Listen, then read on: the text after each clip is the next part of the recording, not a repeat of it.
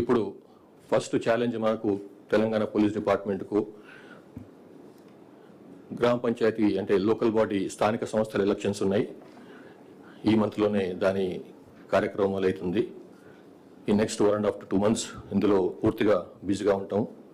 ఈ ఎలక్షన్స్ని పూర్తిగా శాంతియుతంగా సక్రమంగా నిర్వర్తించిందని చెప్పి పూర్తిగా మేము సన్నద్ధంగా ఉన్నాం. అధికారులు కూడా ఆల్రెడీ ఇప్పటికే 2-3 సార్లు వాళ్ళ చేయవలసినటువంటి బేసిక్ ఎక్సర్సైజ్ చేసినారు.